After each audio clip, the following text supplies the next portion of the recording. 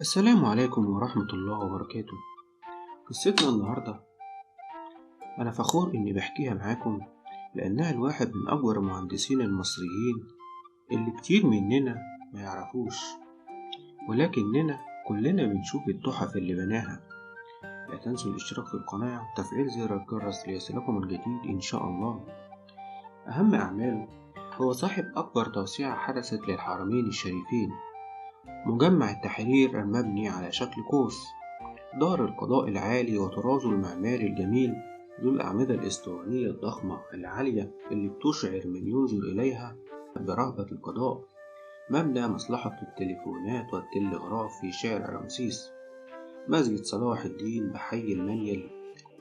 إنه أستاذ الأجيال المعماري المصري المتميز محمد بيك كمال إسماعيل، ولد في بلدة ميت غمر بمحافظة الدقهلية لأسرة مصرية بسيطة في 13 سبتمبر 1908، ودرس في مدرسة بلدته الابتدائية حيث كان متفوقا ولافتا للأنظار. ثم انتقلت عائلته إلى الإسكندرية ونشأ فيها، وأنهى مرحلة دراسته الثانوية بمدرسة العباسية، وما أن حصل على شهادة التوجيهية العامة إلا أن قرر السفر إلى القاهرة للالتحاق بجامعة فؤاد الأول القاهرة حاليا، واستطاع بفضل درجاته العالية أن يسجل بسهولة في كلية الهندسة التي كان اسمها آنذاك مدرسة الهندسة الملكية.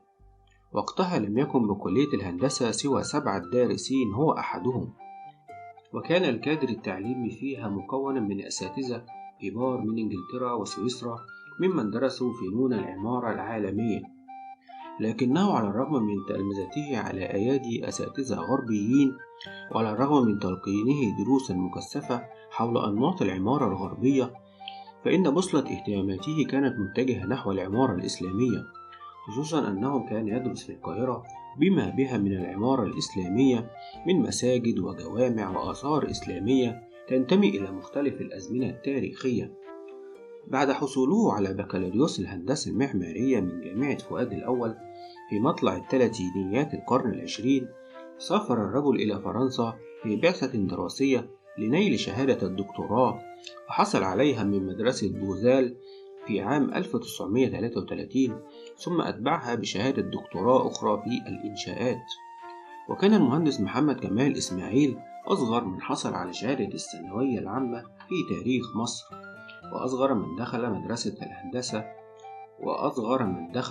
مدرسة الهندسة الملكية، وأصغر من تخرج فيها، وأصغر من تم بعثه إلى أوروبا لمواصلة دراسته العليا، وأصغر من حصل على وشاح النيل ورتبة البكالوريا من عاهل مصر، وأصغر من نال شهادة الدكتوراه في تاريخ مصر. وبعدها عاد إلى مصر، التحق بالعمل في مصلحة مباني الأميرية شاغرا منصب مديرها العام في عام 1948، علما بأن هذه المصلحة كانت تشرف آنذاك على بناء وصيانة جميع المباني والمصالح الحكومية للدولة المصرية، كما أنه قام بإهداء المكتبة العربية كتاب موسوعة المساجد المصرية الواقع في 4 مجلدات، الذي يعتبر كتابا نادرا بسبب نفاذ الكمية التي طبعت منه، ونافذة للأجيال المتعاقبة ليتعرفوا من خلالها على تصاميم المساجد المصرية وطرازها وسماتها المعبرة عن كل مرحلة من مراحل الحضارة الإسلامية. بناء مجمع التحرير تم بناؤه في عام 1951 زمن الملك فاروق الأول على مساحة 28,000 متر مربع، بتكلفة إجمالية وصلت إلى 1,200,000 جنيه، ليكون مكانا لمجمع الإدارات العامة التي تخدم المواطنين. وعليه فإن المبنى يتكون من 14 دور بارتفاع 55 متر، ويحتوي على 1356 غرفة، وبه صالات وممرات ومناور ونوافذ كثيرة. بخلاف الارتفاع وعدد الحجرات، فقد تم بناؤه على شكل قوس، وجعل له فناء داخليا كالقصور القديمة التي تتميز بها العمارة الإسلامية. عندما تم افتتاح المجمع عام 1951 كان تحفة يحكي عنها الكاتب أحمد فرهود قائلا: أعتبر العمل في المجمع نوعا من الوجاهة الاجتماعية، فلا بد لمن يعمل فيه أن يكون متأنقا، ذلك أنه ذاهب إلى مكان شديد الاحترام، وسيجلس إلى مكتب في غرفة مستقلة، معه زميل أو زميلين على الأكثر. وإذا طلب شايا أو قهوة فإن النادل سيقدم له المطلوب وهو يرتدي جاكيتة بيضاء وبنطلون أسود. عمال النظافة لا يتوقفون عن العمل، والسعاة يرتدون بدلات صفراء، ودورات المياه شديدة النظافة، ما يدفع المرء إلى التصرف بتحضر. بناء دار القضاء العالي بني على الطراز المعماري الإيطالي، وكان صاحب فكرته هو نوفار باشا الذي توفي عام 1899، أول ناظر للنظار رئيس الوزراء بالمصطلح اليوم زمن الخديوي إسماعيل، لكن تنفيذه يعود إلى أربعينيات القرن العشرين بعد إلغاء القضاء المختلط على إثر توقيع حكومة حزب الوفد على اتفاقية مونتيرو سنة 1937. وهكذا صار المبنى مقرا للنائب العام ومحكمتي الاستئناف والنقد وقاعات المحاكم الأخرى ونقابة المحامين المصرية. توسعة الحرمين اختاره الملك فهد لتصميم مشروع توسعة الحرمين الشريفين بعد أن اطلع جلالته على مجموعة المجلدات التي كان قد أصدرها المعماري المصري المتميز محمد بيك كمال إسماعيل قبل 60 عاما تحت عنوان موسوعة المساجد المصرية. وفي هذا السياق من المفيد العودة إلى حوار رد فيه مهندسنا على سؤال لماذا اختاروك أنت بالذات، فأجاب قائلا إنه من الصعب الإجابة على هذا السؤال.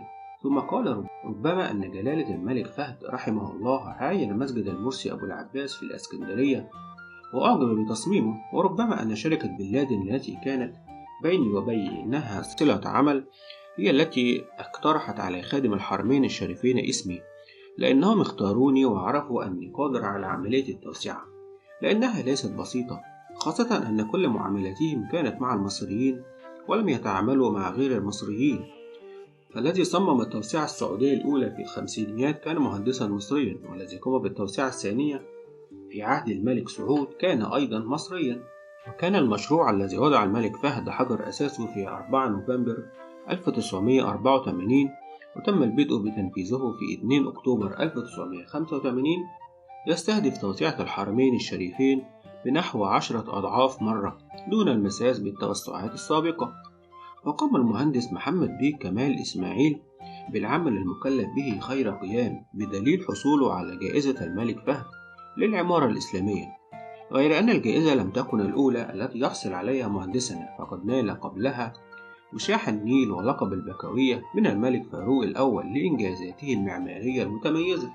ومن القصص التي رويت عنه أثناء قيامه بالإشراف المعماري على مشروع توسعة الحرمين الشريفين أنه حرص على أن تكون أرضية الحرم من الرخام الذي يمتص الحرارة تماما مراعاة لراحة المحرمين، فلم يجد ضالته إلا في جبل صغير باليونان، فذهب إلى هناك شخصيا وتعاقد على شراء الكمية الكافية من هذا الرخام الأبيض المعروف باسم تاسوس. ثم وصلت الكمية إلى مكة وتم تركيبها في كل أرضية الحرم المكي. وحينما طلبت منه الحكومة السعودية تغطية أرض الحرم النبوي أيضا بنوعية الرخام نفسها، سافر إلى اليونان مجددا للغرض نفسه، لكنه فوجئ بأن الشركة باعت الكمية المتبقية عندها من ذلك النوع من الرخام. يقول المهندس: حزنت كما لم أحزن في حياتي، حتى أني لم أشرب قهوتي وغادرت من مقر الشركة وحجزت على طائرة اليوم التالي للعودة. ويضيف: عندما خرجت من مكتب رئيس الشركة وجدت السكرتيرة فسألتها من اشترى الكمية المتبقية. قالت لي: هذا أمر مر عليه سنوات طويلة ويصعب الرجوع إلى المشتري. قلت لها: ما زال أمامي يوم في اليونان، أرجوك ابحثي وهذا رقم تليفوني. تركت الرقم وذهبت وأنا حزين. في اليوم التالي وقبل ساعات قليلة من ذهابي للمطار وجدت السكرتيرة تتصل بي وتقول: تعال إلى الشركة فعندنا عنوان المشتري. كان عندي بعض الساعات المتبقية على السفر، فذهبت مرة أخرى للشركة وقابلت السكرتيرة فأعطتني عنوان الشركة التي اشترت الرخام. وجدت المشتري شركة سعودية، فطرت مباشرة إلى السعودية ثم من المطار إلى الشركة التي اشترت الرخام، ودخلت على رئيس مجلس إدارتها وسألته ماذا فعل بالرخام الذي اشتراه منذ سنوات من اليونان. قال: لا أذكر. اتصل بالمخازن وسألهم عن الرخام الأبيض اليوناني وقالوا له الكمية موجودة كما هي. ويقول المهندس: بكيت كالطفل، وسألني صاحب الشركة لماذا تبكي، وقصصت له القصة كاملة وقلت له: هذا شيك على بياض، اكتب المبلغ الذي تريده. قال صاحب الشركة عندما علم أن الرخام للحرم النبوي: والله الذي لا إله إلا هو لا آخذ درهما واحدا، الرخام كله في سبيل الله. وفاته. ورفض المهندس المصري الحصول على الملايين مقابل توسعة الحرمين الشريفين، قائلا: أنا آخذ مال على الحرمين الشريفين، فكيف أواجه ربي؟ وذلك قبل وفاته في 2 أغسطس 2008، العمر يناهز 99 عاما. وعدد من صلى على جثمانه لم يتجاوز الصفين من المصلين لعدم تسليط الضوء عليه. رحم الله مهندسنا الكبير وأسكنه فسيح جناته. خلصت قصة النهاردة، وللقاء في قصة جديدة بإذن الله. السلام عليكم ورحمة الله وبركاته. خلصت حلقتنا النهاردة، ولا تنسوا الاشتراك في القناة ليصلكم الجديد إن شاء الله. والسلام عليكم ورحمة الله وبركاته.